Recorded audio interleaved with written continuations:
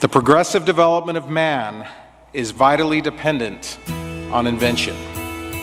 It is the most important product of his creative brain. Its ultimate purpose is the complete mastery of mind over the material world, the harnessing of the forces of nature to human needs. This is the difficult task of the inventor, who is often misunderstood and unrewarded.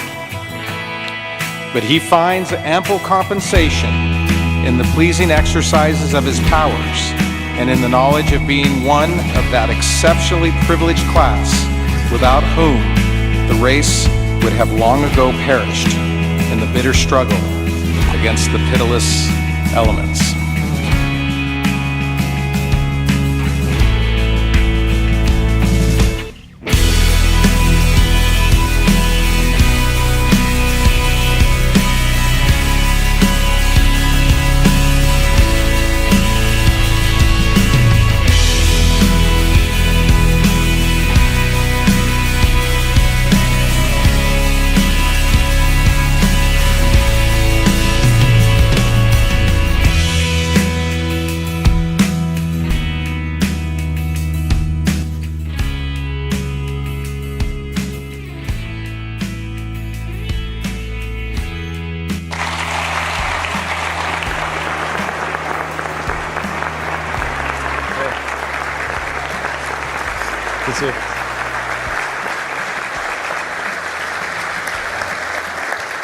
Well, good afternoon and welcome, Elon. Oh, I was going to take off my tie. Is that all right if I do that?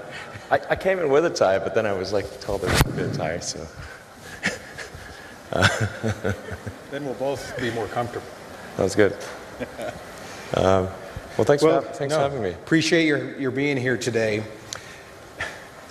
It's when I'm with you, it's difficult to know where to start. Let's start just what drives you. What is it that when you wake up in the morning, do you see a problem and you want to solve it? I think the thing that drives me is that I want to be able to think about the future and feel good about that. We're doing what we can to have the future be as good as possible. To be inspired by what is likely to happen, and to look forward to the next day. So that's what really drives me is trying to figure out how to make sure that things are great and going to be so, and that's the underlying principle behind Tesla and SpaceX. Is that I think it's pretty important that we accelerate the transition to sustainable generation and consumption of energy. It's inevitable, but it matters if it happens sooner or later.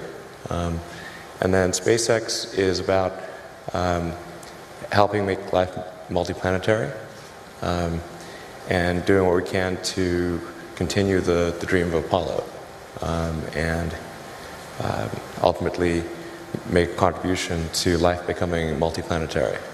Well, let's talk a little more about that. I think everyone's very interested in that when you say making life multiplanetary. Yeah, that's exciting. It is exciting.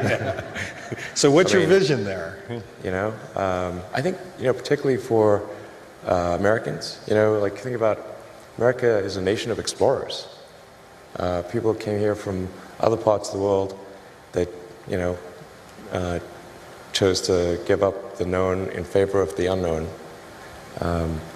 So I think exploration, I think the United States is a distillation of the human spirit of exploration. So that's why it appeals to Americans so much. You can see this when, say, there was a shuttle tragedy and 7 people died. And that's terrible, but a lot of people die all the time. But why do we care so much? Because it was the dream of exploration that was dying along with those people. That's why. No, and I'm one of those, and probably like many of you, remember exactly where you were when that tragedy happened.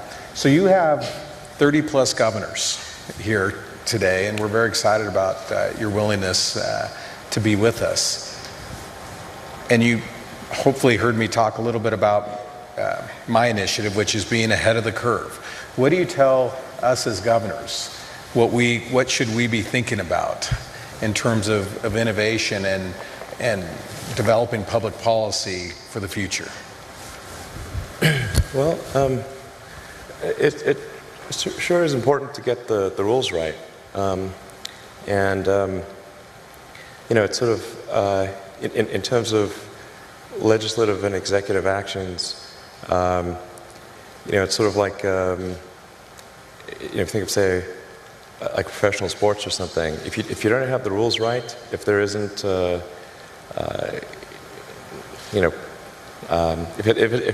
the game isn't set up properly, it's not going to be a good game. So it's real important to get the rules right. Now, I think it's worth noting that I think still in the United States the rules are still better than anywhere else.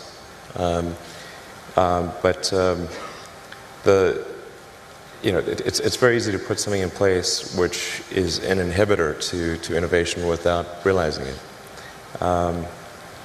So in terms of the regulatory environment,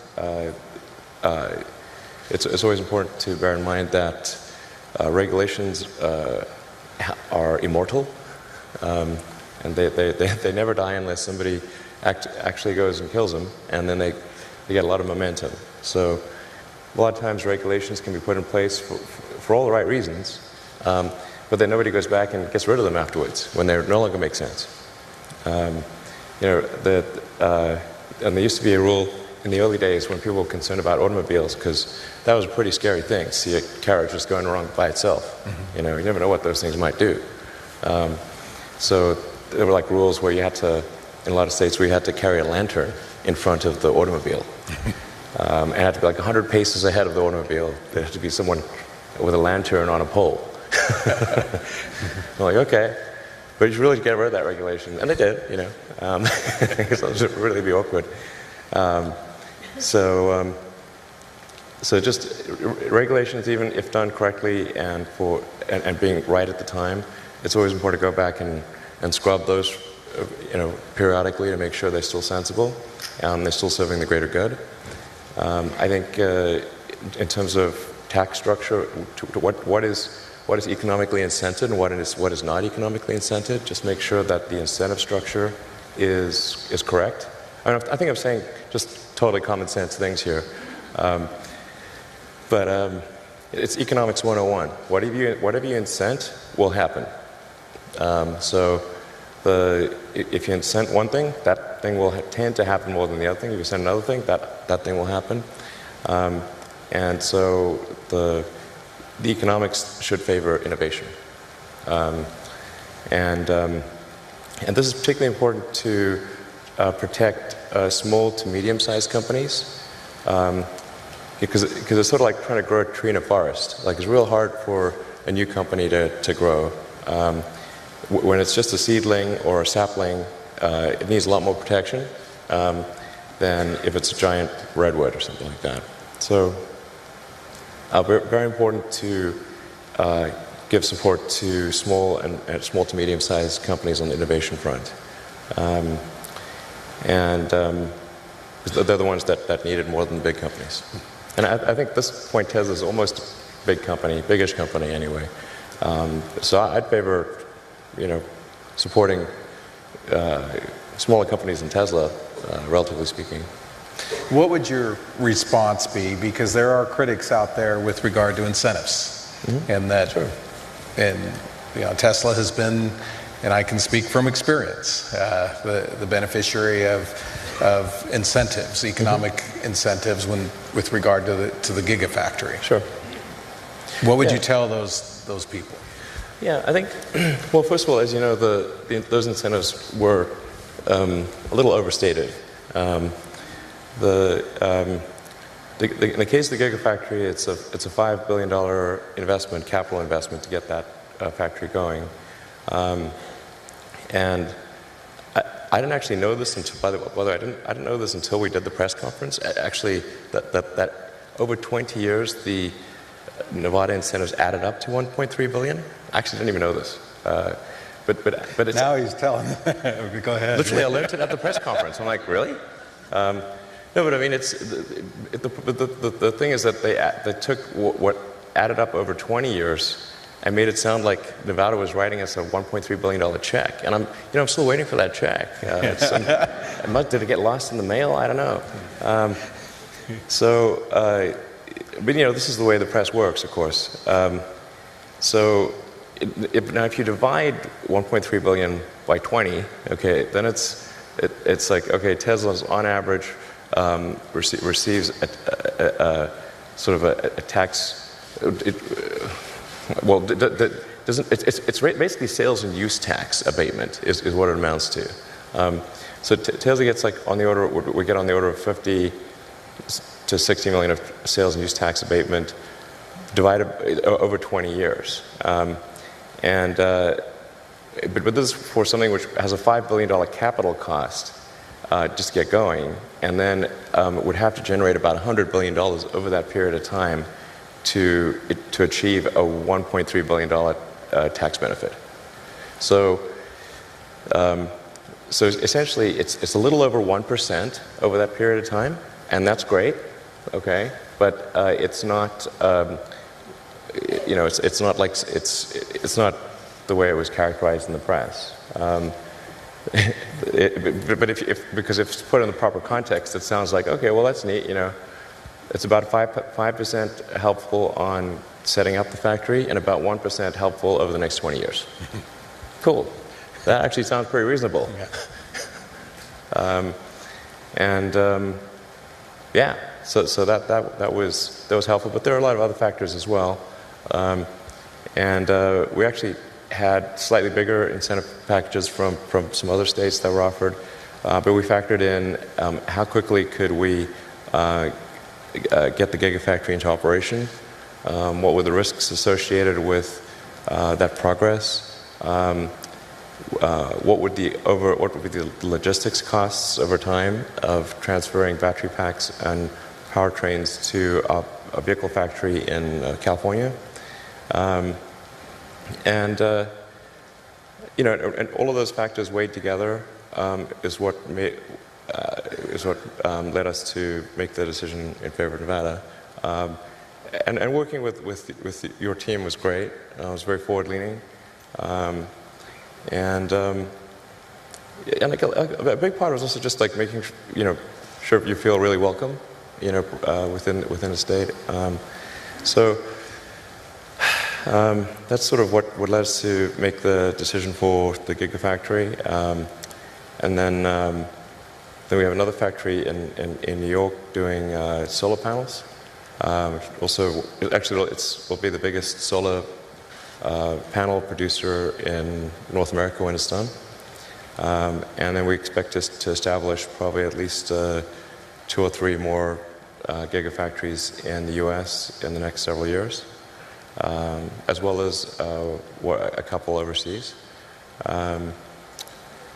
But the overall objective of Tesla is really what set of actions can we take to accelerate the advent of sustainable production and consumption of energy. I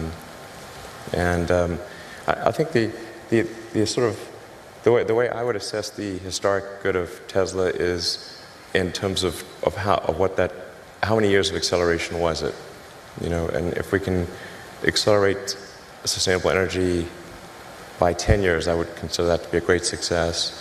Even if it was only 5 years, that would still be pretty good. That's the overarching optimization. So you've talked about interplanetary travel and sustainable energy and the vehicles a little bit. What would you want things to look like in 5 to 10 years associated with energy? Sure. And with autonomous vehicles, electric vehicles? Well, I think things are going to grow exponentially. So there's a big difference between 5 and 10 years.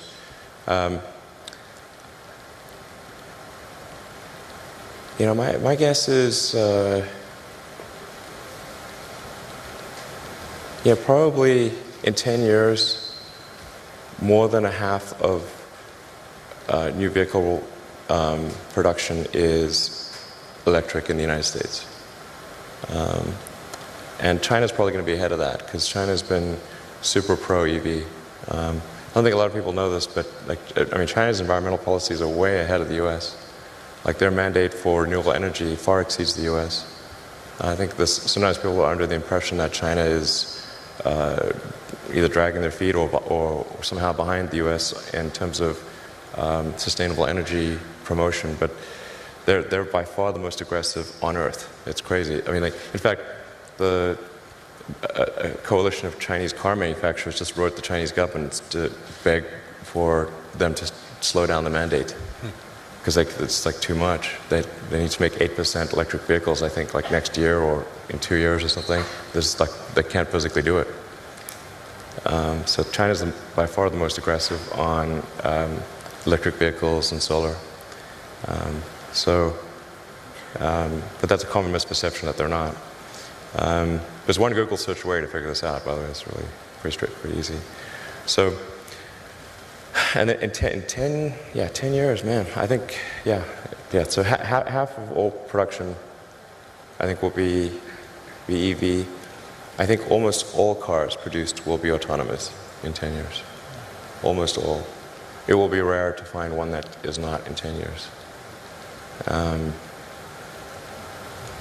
That's going to be a huge transformation. Now, the thing to bear in mind, though, is that new vehicle production is only about 5% the size of the vehicle fleet. So you think about how long does a car or truck last? And they last 15 to 20 years. So before they're finally scrapped. So new vehicle production is only roughly at most 1/15 of the fleet size. So even when new vehicle production, say, switches over to electric or to autonomous, that still means the vast majority of the fleet on the roads is not. It'll take another, 5 to 10 years before that becomes the majority of the fleet becomes EV or autonomous. But if you were to say go out 20 years, overwhelmingly things are electric, autonomous, overwhelmingly. Fully autonomous? Fully autonomous. So no one will have to touch the steering wheel if there is one? There will not be a steering wheel. In 20 years, it will be like having a horse. People have horses, which is cool. But so having a regular car will be like having a horse. Is that what you're saying? Yeah, yeah. And there will be people that have non-autonomous cars, like people have horses. It just would be unusual to use that as a mode of transport. Yes, all right. Now, let's talk about the energy piece and rooftop solar and storage. So first of all, it's important to appreciate that the Earth is almost entirely solar powered today, in the sense that the sun is the only thing that keeps us from being at roughly the temperature of cosmic background radiation, which is 3 degrees above absolute zero. If it wasn't for a sun, we'd be a frozen dark ice bowl. And the amount of energy that hits the sun, that reaches us from the sun, is tremendous. It's 99% plus of all energy that Earth has. Then there's this energy we need to use to run civilization, which to us is big, but compared to the amount of energy that reaches us from the sun is tiny. So it's very easy. Like, it actually doesn't take much. If you wanted to power the entire United States with solar panels, it would take a fairly small corner of Nevada, Texas, Utah, anywhere. You only need about 100 miles by 100 miles of solar panels to power the entire United States. And then the batteries you need to store that energy to make sure you have 24/7 power is 1 mile by 1 mile. One square mile. That's it. That's it.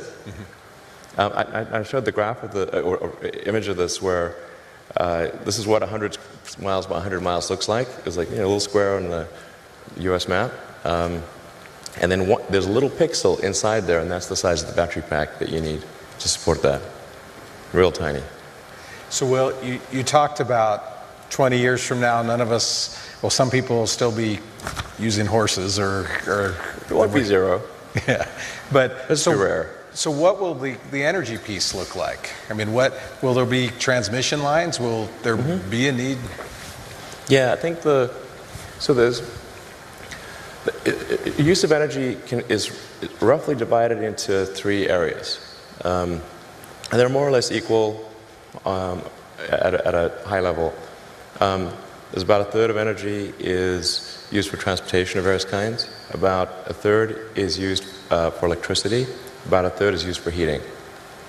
So if you want to have, and then of the electricity production, call it something on the order of 10%, depending upon how you count it, is renewable. Maybe 15% today. So that means that there's a massive amount of solar that would need to be produced and connected in order to be fully sustainable. Because fully sustainable means you're tackling transport, non-renewable electricity generation, and heating. So that means there will need to be a combination of utility scale solar and rooftop scale solar combined with wind, geothermal, hydro, probably some nuclear for a while, in order to transition to a sustainable situation. Which means, really, for the most part, massive growth in solar. And it's going to be important to have rooftop solar in neighborhoods because otherwise there'll need to be massive new transmission lines built. And people do not like having transmission lines go through the neighborhood. They really don't like that. And I agree. So you want to have some localized energy production combined with utility. So you want rooftop solar, utility solar, and that's really going to be the solution from a physics standpoint. That I can't see any other way to really do it. People talk a lot about fusion and all that, but the sun is a giant fusion reactor in the sky, and it's really reliable. It comes up every day. So if it doesn't, we've got bigger problems. Somebody asked me to ask you this. We talked about workforce today, but they asked me, are robots going to take our jobs, everybody's jobs in the future? Or how much do you see artificial intelligence coming into the workplace? Well, first of all, I think on the artificial intelligence front, I have exposure to the very most cutting edge AI, and I think people should be really concerned about it. I keep sounding the alarm bell, but until people see like robots going down the street killing people, like they don't know how to react, because it seems so ethereal. And I think we should be really concerned about AI, and I think we should. AI is a rare case where I think we need to be proactive in regulation instead of reactive. Because I think by the time we are reactive in AI regulation, it's too late. And normally the way regulations are set up is that a whole bunch of bad things happen, there's a public outcry, and then after many years, a regulatory agency is set up to regulate that industry. And there's a bunch of opposition from companies who don't like being told what to do by regulators. Anyway, it takes forever. That in the past has been bad, but not something which represented a fundamental risk to the existence of civilization. AI is a fundamental risk to the existence of human civilization. In a way that car accidents, airplane crashes, faulty drugs, or bad food were not. They were not. They were harmful to a set of individuals within society, of course, but they were not harmful to society as a whole. AI is a fundamental existential risk for human civilization, and I don't think people fully appreciate that. It's not fun being regulated. It's not, it can be pretty irksome, but in the car business, we get regulated by Department of Transport, by EPA, and a bunch of others, and there's regulatory agencies in every country. In space, we get regulated by FAA, but if you ask the average person, hey, do you want to get rid of the FAA and just like take a chance on manufacturers not cutting corners on the aircraft because profits were down that quarter? I was like, hell no. That sounds terrible. So, I think even people who are pretty extremely like libertarian free market, they'd be like, yeah, we should probably have somebody keeping an eye on the aircraft companies, making sure they build a good aircraft and good cars and that kind of thing. So, I think there's a role for regulators. That's very important. And I'm against overregulation for sure. But man, I think we better get on that with AI pronto. So there'll certainly be a lot of job disruption. Because what's going to happen is robots will be able to do everything better than us. I'm including, all of us,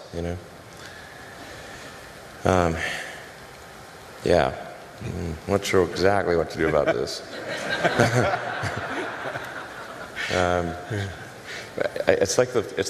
This is really like the scariest problem to me, I'll tell you. So I really think we need government regulation here, just because this is, ensuring the public good is served. Because you've got companies that are racing, that they kind of have to race to build AI, or they're going to be made uncompetitive. Essentially, if your competitor is racing to build AI and you don't, they will crush you.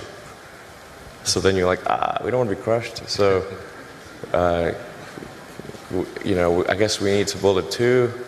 That's where you need the regulators to come in and say, hey guys, you all need to really, just pause and make sure this is safe. And like when it's cool and and the regulators are convinced that it's safe to proceed, then you can go. But otherwise, slow down.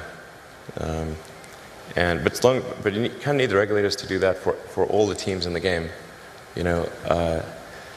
Otherwise the shareholders will be saying like, hey, why aren't you developing AI faster?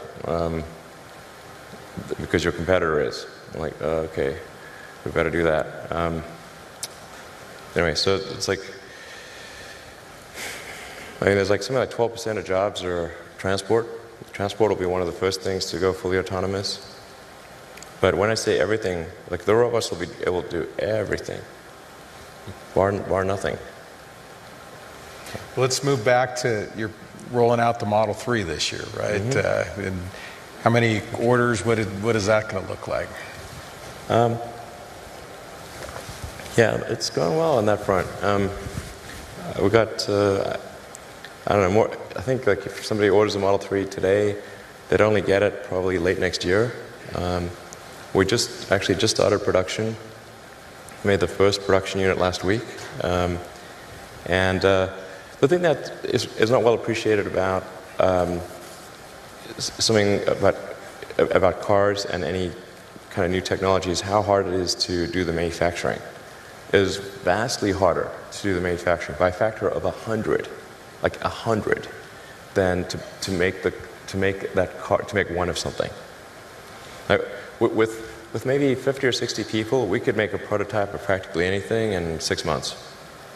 Now to manufacture that thing, we need 5,000 people to spend 3 years, and that's considered really fast. So Manufacturing does this kind of S-curve where it's excruciatingly slow at first, and then it grows exponentially. And then, but people tend to extrapolate on a straight line. So if it's real slow at first, they say, oh, this is real slow, look at that. They're only going to make 5 cars a week forever. Like, nope. It'll be 10 cars a week, then 20 cars a week, then 40 cars a week, then 5,000 cars a week eventually. Just grows crazy fast. So we're hoping to get to, something, like 5,000 cars a week by the end of the year. Well, I wanted to give an opportunity for some of the governors to ask questions and perhaps some audience questions. I was told that you'd be willing to do absolutely. that. Great. So, governors, any questions for Elon? Governor Scott. Well, thank you very much. We in Vermont have partnered with Tesla in terms of a power pack in our homes, and it's for $15 a day. You can rent this for 15 years, and it'll carry power as a backup generation device for 12 hours, and it's been really, really interesting from my perspective. But I'm curious about vehicles and where we're going in the future, or how far in the future do the cars themselves become the charging device, like the roof and deck lids and hood, or do the batteries get so efficient that you don't need that, and then you just power up for a week or something like that? Where are we going in the future with battery storage? Yeah, I think the future is there's 3 legs to the stool. There's electric cars, there's a stationary battery pack, and solar power. With those 3 things, you can have a completely sustainable energy future. That's all that's needed. On the solar front, like I said, it's going to be a combination of rooftop solar and utility scale solar. You'll need both because of the enormous demand for electricity. And then one of the things that's been missing, I think, up till now is having rooftop solar that looks good and isn't that's where we got the solar glass roof that we're developing, and we're doing it in different styles so that it matches the aesthetics of a particular house or regional style. I think that's actually pretty important. But conventional flat panel solars for flat roofs and for commercial will be the way to go. But yeah, and putting solar panels on the car itself, not that helpful, because the actual surface area of the car is not very much, and cars are very often indoors, and so it's the least efficient place to put solar is on the car. Just wondering about maybe a wrap of some sort. Does that make any sense in the future? Like a wrap of solar around either a building made of a solar panel or a wrap of a vehicle actually being the solar panel, but being the components of the vehicle itself? I don't think so. I'll scrap that idea. No, it's just way better to put it on the roof, for sure. And I really thought about this. I mean, and I pushed my team about, like, isn't there some way we could do it on the car? I mean, technically, if you have like some sort of transformer-like thing which will pop out of the trunk like a hard-top convertible and just like ratchet solar panels over the whole surface area of the car, extending like for the entire, say, square footage of a parking space, provided you're in the sun, that would be enough to generate about 20 to 30 miles a day of electricity, but that is for sure the expensive, difficult way to do it. Governor Burgum. Still thought about maybe we should, but. Elon, thanks for being here. With your background in payment systems, you understand the important role of security and transactions. Now that you've got... I think security is cybersecurity. Yes, and you're in the vehicles you're building now are incredibly complex software systems. I mean, the car is really a rolling piece of software. It is. It's like a laptop on wheels. Yes. So share with us a little bit about your thoughts on cybersecurity and how we protect. You talked about protecting society when you've got a rolling fleet of. I think one of the biggest risks for autonomous vehicles is somebody achieving a fleet-wide hack. In principle, if somebody was able to hack, say, all of the autonomous Teslas, they could say, just as a prank, they could say, like, send them all to Rhode Island from across the United States. And they'll be like, well, okay, that would be the end of Tesla. And there'll be a lot of angry people in Rhode Island, that's for sure. So we got to make super sure that a fleet-wide hack is basically impossible, and that if people are in the car, that they have override authority on whatever the car is doing. So if the car is doing something wacky, you can press a button that no amount of software can override. That will ensure that you gain control of the vehicle and cut the link to the servers. So that's pretty fundamental. Within the car, we actually have, even if somebody gains access to the car, there are multiple subsystems within the car that also have specialized encryption. So the powertrain, for example, has specialized encryption. So even if somebody would gain access to the car, they cannot gain access to the powertrain or to the braking system. But it is my top concern from a security standpoint at Tesla is making sure that fleet-wide hack or any vehicle-specific hack can occur. They have the same problem with cell phones. It's kind of crazy today that we live quite comfortably in a world that George Orwell would have thought was super crazy. Like we all carry a phone with a microphone that can be turned on really at any time without our knowledge, with a GPS that knows our position, and a camera, and kind of all of our personal information. We do this willingly, and it's kind of wild to think that that's the case. So the phone, like Apple and Google, kind of have the same challenge of making sure there cannot be a fleet-wide hack or a system-wide hack of phones, or a specific hack. So that's our top concern. Yeah, it's going to become a bigger and bigger concern. I think Tesla's, I don't want to tempt fate here, but Tesla's pretty good at software compared to the other car companies. So I think it's going to be a bit like an even bigger challenge for the other car companies to ensure security. Yeah. Thank you. Governor Dugard. Thank you, Governor. Mr. Musk, thank you for speaking to all the governors today. It's an honor to have you here. One question I had, we saw when gasoline prices went to $3.50 a gallon, there was a big jump in interest in hybrid vehicles. Sure. And you saw those vehicles become very much in demand. And then as gasoline prices have fallen, you've seen a reversal of that. And I'm wondering to what extent you have a concern about the future of electric vehicles in the face of those very low prices. Can you speak to that? Well, the economics,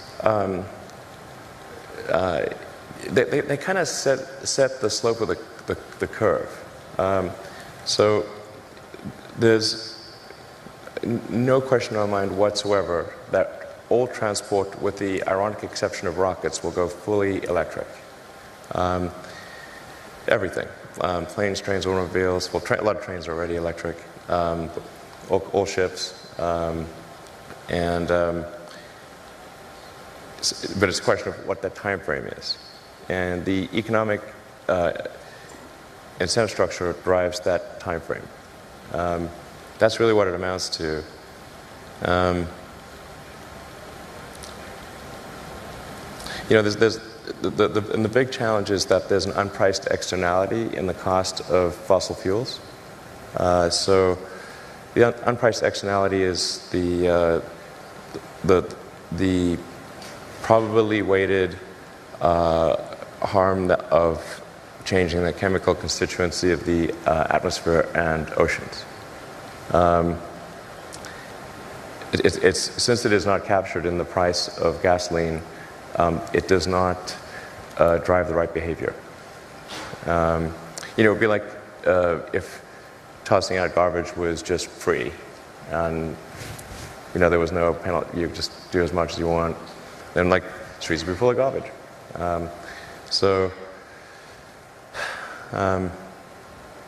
And we regulated a lot of other things like sulfur emissions and nitrous oxide emissions and that kind of thing. It's done a lot of good on that front. With CO2, it's tough because there's so many vested interests on the sort of fossil fuel side.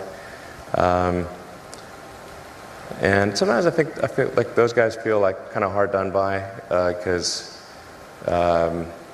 it wasn't obvious like when they were creating their oil and gas companies that it would be bad for the environment. And they worked really hard to create those companies. And then they feel like, well, now they're being kind of attacked on moral grounds when they didn't originally start those oil companies or build them up on bad moral grounds. And it is true that we cannot instantaneously change to a sustainable situation. But then those guys will also fight pretty hard to slow down the change. And that's really what I think is morally wrong.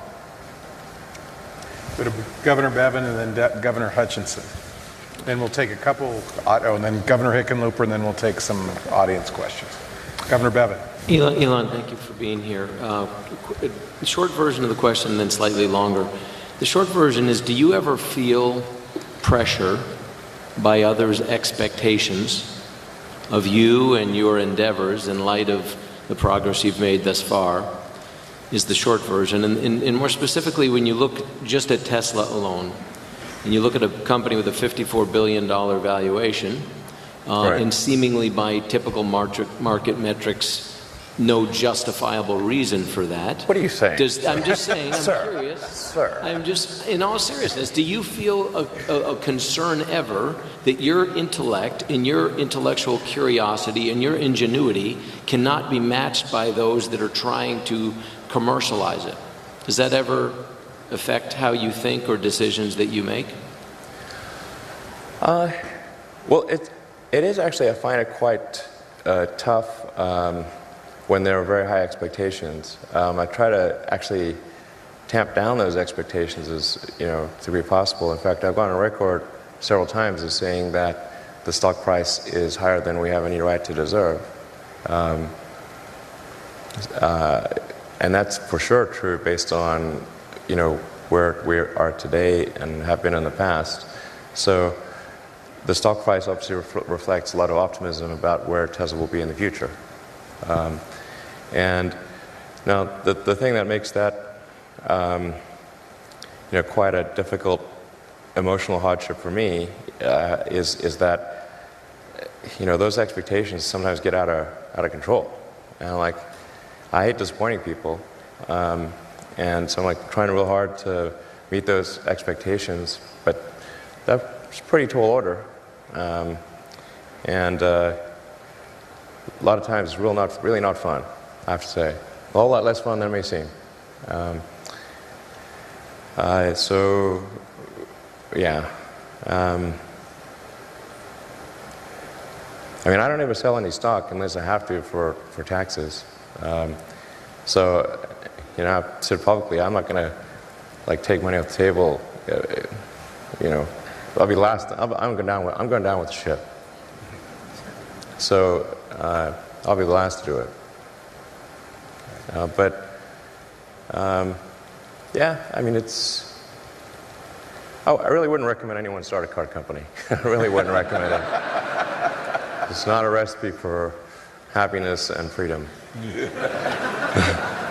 Thanks, Governor Bevin. Governor Hutchinson. Mr. Musk, Asa Hutchinson from Arkansas, thank you for your frank observations about exploration. I look at the spirit of invention and the spirit of exploration, which is really the hallmark of America. What is your comment on NASA, its mission?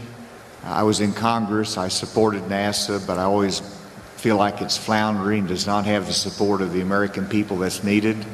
What's your comment on NASA, its mission, and what advice would you give us?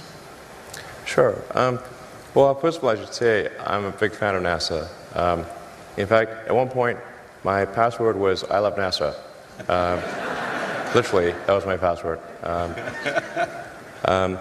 And I think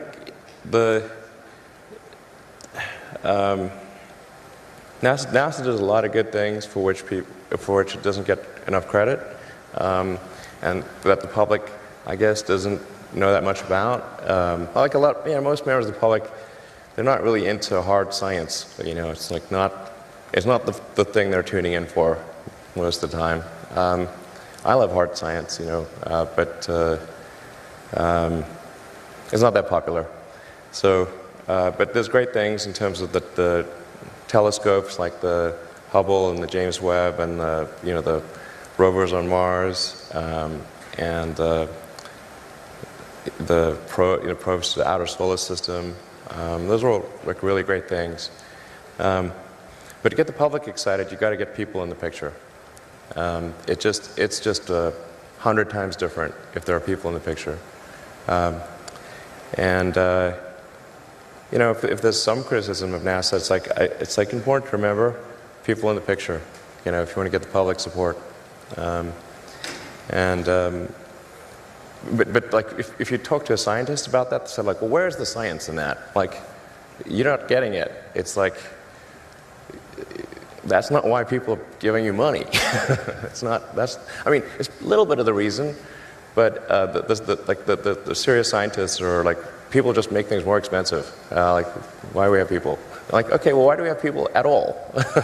Or anywhere?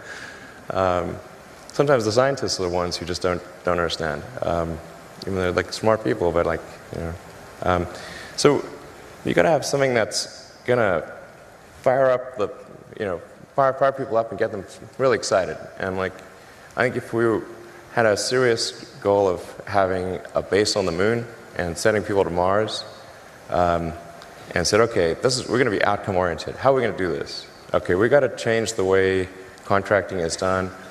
You can't do these like cost plus sole source contracts, because then the incentive structure is all messed up. So as soon as you don't have any competition, well, okay, there's no sense of urgency goes away. And as soon as you make something a cost plus contract, you're incenting the contractor to maximize the costs of the program because they get a percentage. So they never want that gravy train to end, and they want to make it they become cost maximizers. And then you have good people engaged in cost maximization because you just gave them an incentive to do that and told them they'll get punished if they don't. Essentially, that's what happens. So it's critically important that we change the contracting structure to be a competitive commercial bid. Make sure that there are always at least two entities that are competing to serve NASA, and that the contracts are milestone based with concrete milestones. PowerPoint presentations do not count. Like, everything works in PowerPoint. Okay, you can say, I have a teleportation device. Look, here's my PowerPoint presentation. So milestone-based, competitive commercial contracts with competitors, and then you've got to be prepared to fire one of those competitors if they're not cutting it, and recompete the remainder of that contract. And by the way, NASA's actually already done this, and they did it with the commercial cargo transportation to the space station. And that was a case where NASA, NASA actually, I'm not sure if they thought it would work or not work, but they didn't have the budget to do anything else. So they're like, okay, we're going to try this competitive commercial milestone-based contracting, and it worked great. And they awarded it to two companies, to SpaceX and a company called Kistler. And SpaceX managed to meet the milestones. Kistler did not, so then NASA recompeted the remainder of the contract to Orbital Sciences, but then Orbital Sciences got across the finish line. So now NASA's got two suppliers for taking cargo to the space station, and it's a great situation.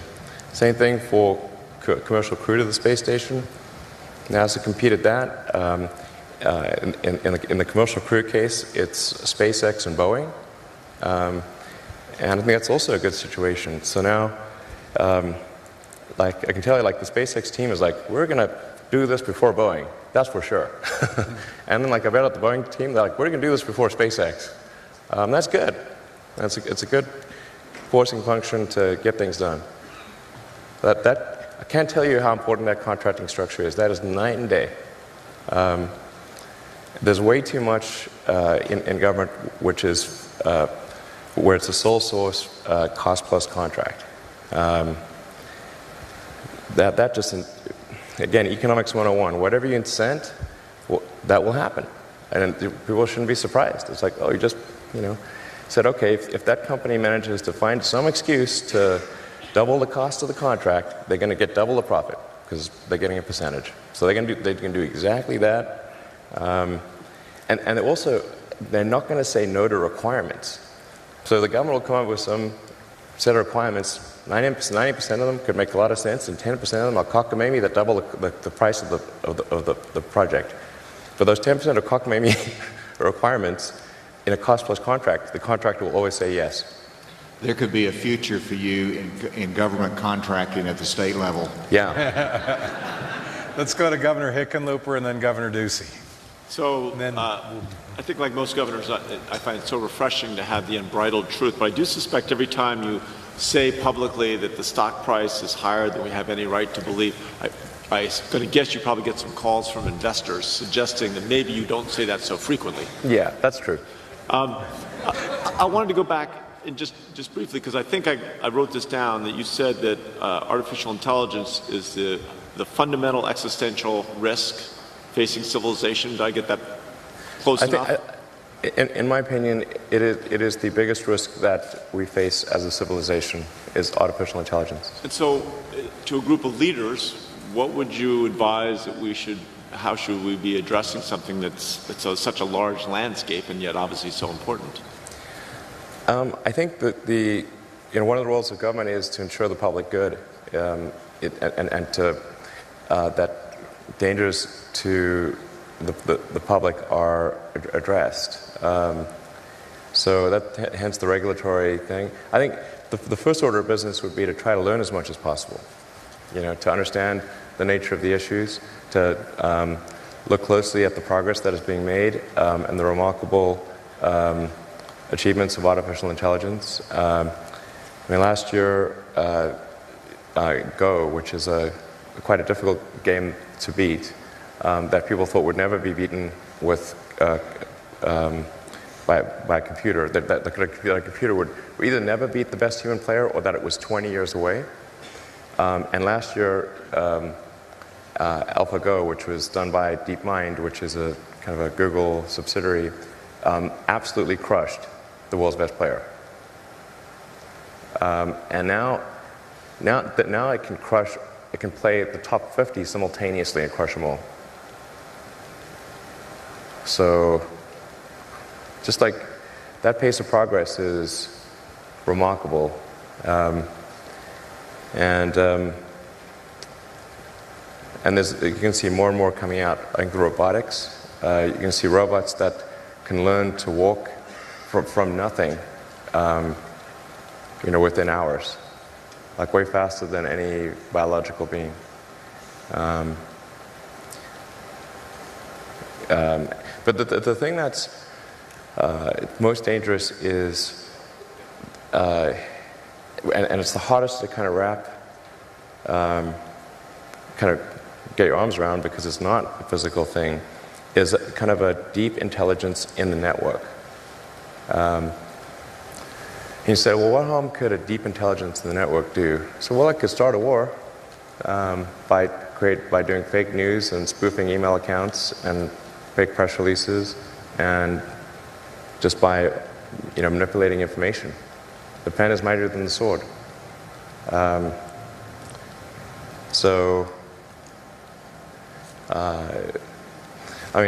an example, I want to emphasize, I do not think this actually occurred. This is purely a hypothetical that I'm digging my grave here. But there was that second Malaysian airliner that was shot down on the Ukrainian-Russian border, and that really amplified tensions between Russia and the EU in a massive way.